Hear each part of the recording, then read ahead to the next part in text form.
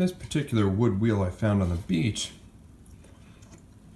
couldn't have been more perfect for making a clock out of, which a bunch of people gave me as a great idea on the last video, because I posted what should I do with this thing, and out of all the fantastic ideas, I had more than a few people say clock, and I think I'd like the clock the best, so that's what I've been working on.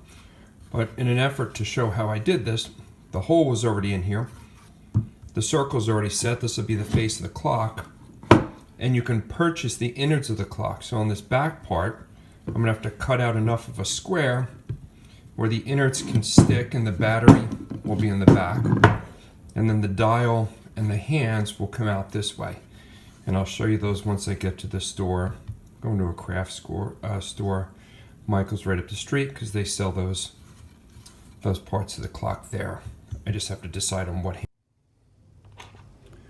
When I'm on the beach, I find a tremendous amount of this copper wiring.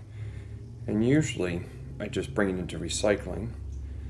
But I figured this time in making this clock, that's what I could use to form the digits of the clock. And all I really did was use here's a better piece, needle nose plier, and with the tip of the plier,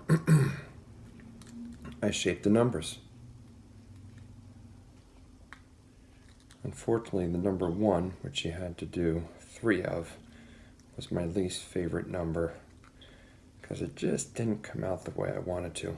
All the other numbers had really good curves to it, easy numbers to see, but the number 1 didn't come out so well. I'm working on the 2 right now.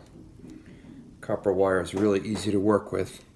It bends easily, it cleans up nice, and it's easy to cut as I'm working on the 2. All I'm doing right now is trying to set the gears, and unfortunately, as much as I would just like to glue these things down with hot glue gun, which is what I'm using, without actually measuring it, the tough part is the human eye will pick up any inconsistency on where these numbers or gears should be. So I have to measure it out and make sure that they're placed exactly the right distance from the center. I mean, I can really eyeball it, but I have a bad feeling that's not going to go well. So I'm going to measure them out and start to put the gears down for 12, 6, 3, and 9, and then of course I'm going to hot glue the numbers down. I'm having a tough time deciding if the gears should be connected where they look like they're actually in a working distance from one another, or I should have a little bit of space between them. So I think I'm going to decide on connecting one and keeping a little space on the other ones. Okay, I don't like making these.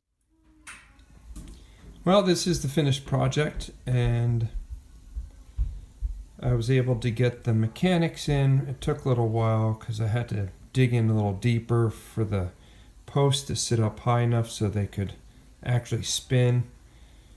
And I could have spent a lot more time on this, but I decided to just finish it up quickly.